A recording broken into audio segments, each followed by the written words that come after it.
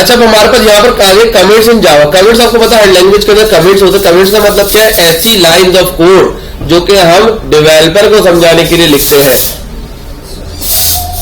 जिसका कंपाइलर के ऊपर कोई असर नहीं होता, तो वो हम जो है उन्हें हम कमिट्स कर देते हैं कि भाई ये लाइंस ऑफ कोड प्रोग्राम चलते हुए नजर तो ना है, लेकिन जो पीछे कोडिंग कर रहा है उसके लिए आसानी हो कि भाई इसके नीचे ये कोड हुआ है।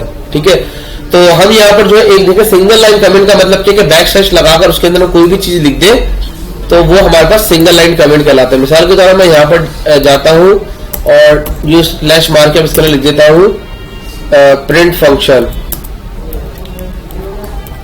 ठीक है, तो अब मुझे पता चल गया इसके अंदर जो काम हो रहा है वो प्रिंट का काम करवा रहा है। सही है। अच्छा जी, अब दोबारा यहाँ पर आ जाओ। यहाँ पर जो है हमारे पास एक और जो है कमेंट्स है जो कि मल्टी लाइन कमेंट्स है। मल्टी लाइन कमेंट्स का मतलब क्या? अगर एक से ज्यादा लाइन का कोड है तो उसको हम इस तरह बता सकते हैं कि with this code perform mathematical operation of adding two numbers. ठीक है ना। अब यहाँ पर एक कोड नीचे हुआ है तो उसको हमने इस तरह कमेंट कर दिया अगर एक लाइन से ज्यादा है। ठीक है, किस तरीके से हम करेंगे इसको? हम यहाँ पर इसको इस तरीके से कर सकते हैं। यहाँ पर हमने सबसे पहले बैक स्लैश लगाया और उसके अंदर फिर अब जितना भी हम एंटर करें और उसके अंदर कुछ भी लिख दें तो ये सब का सब कमेंट हुआ है। ठीक है, क्योंकि ये लाइट कलर से भी आपको नजर आ रहा है कमेंट ही लग रहा है। अच्छा जी, अब कमेंटेड लाइन को आप चेंज कर सकते हो, कलर चेंज करने का तरीका आपको बताया। अच्छा जी, अब एक और किस्म के कमेंट है जो कि जावा डॉक कमेंट कहलाते हैं। जावा डॉक कमेंट हमारे पास सजेशन के लिए यूज हो रहा होता है।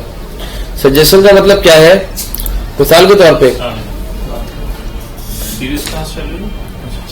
जावा डॉक कमेंट का मतलब क्या है कि अब यहां पर मैं जिस मिसाल के तौर पे कंट्रोल एंटर दबाता हूं तो इसने हमें एक नीचे जो है ना एक मैसेज बता रहा है कि इस फंक्शन का काम क्या है। Terminates the current line by writing the line separator string the line separator string is defined by the system property line वगैरह। यानी कि इसकी क्या बता रहा है? इंफॉर्मेशन बता रहा है। मैं अगर यहां पर ये टेक्स्ट फील्ड इसको याद है, टर्मिनेट से स्टार्ट हो रही टर्मिनेट दी करंट लाइन, मैं इस पे कंट्रोल दबाकर क्लिक करता हूं तो ये मुझे उस फाइल में ले जाएगा जहां पर ये फंक्शन बना हुआ है। ठीक है, ये फंक्शन ये बने हुए ना, यहां पर ये सारे प्रिंट के फंक्शन बने हुए,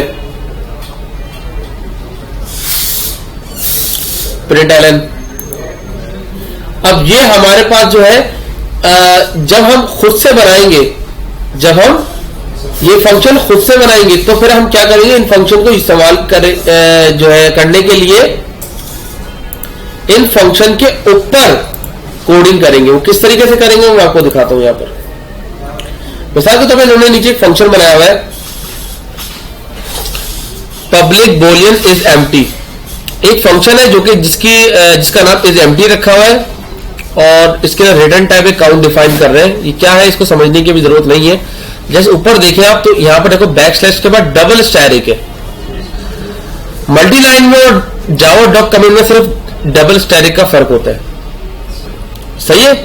अब डबल स्टैरिक के बाद जब आपने डबल स्टैरिक लिख दिया तो इसके बाद अब जब प्रोग्राम आप चलाते हैं ना तो कंपाइलर भी इस चीज को रीड कर रहा होता है, इस कमेंट को। इस कमेंट को रीड करने के बाद जब इस फंक्शन को बनाने के बाद अगर मैं कल को इस फंक्शन को यूज करूंगा तो वो मुझे इसकी हिंट प्रोवाइड करेगा कि इस फंक्शन का काम ये है। और वो काम क्या है? वो जो यहां पर डिफाइन करेगा determine whether the container is empty और not, @return true if the container is empty वगैरह। तो ये आगे डिटेल में जो है हम इसको भी सीखेंगे किस तरह बनाते हैं वगैरह वगैरह।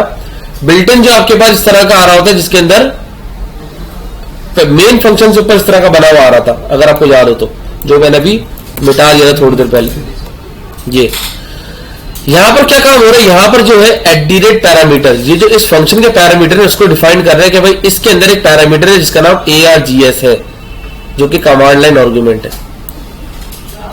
कमांड लाइन आर्गुमेंट क्या है इसके ऊपर हम आगे काम करेंगे तो इसको देखेंगे, लेकिन इतना तो आपको समझ में आ रहा हो कि इतना ही क्या बता रहे हैं इससे कि ये एक पैरामीटर है। @ लगाने से इसको ये चीज समझ में आ रही है कि ये एक पैरामीटर पास कर रहे हैं फंक्शन जिसका, और उसके अंदर उसका वेरिएबल का नाम क्या है?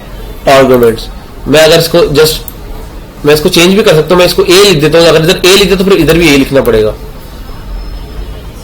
सही है ना, क्योंकि बताने के लिए फंक्शन को बताने के लिए कि भाई इधर ही आर्गुमेंट a पास हो रहा है तो ये तो आर्गुमेंट है तो अपने हिसाब से चेंज कर सकते हैं, लेकिन बिल्ट-इन args लिखा हुआ आ रहा होता है तो लोग उसी को यूज कर रहे होते हैं। लेकिन जरूरी नहीं है यही चीज हो। जो चीज चेंजेबल है वो मैं आपको बता रहा हूं, जो चीज नहीं है जो ब्लू कलर से वो चेंजेबल चीज नहीं है। क्लियर? क्योंकि ये कीवर्ड है इसके। अच्छा जी, यहां तक बात समझ में आ गई सबको? तो इसके साथ हमारा सेशन खत्म होता है। नेक्स्ट क्लास में फिर नेक्स्ट सेशन स्टार्ट करेंगे और ट्राई इट योरसेल्फ। मैं दोनों का नेक्स्ट क्लास में चेक करूंगा, इसका भी और उसका भी। किसी की बुक नहीं तो बुक मुझसे ले ले और जो है फिर जो है नेक्स्ट क्लास में मैं दोनों चेक करूंगा।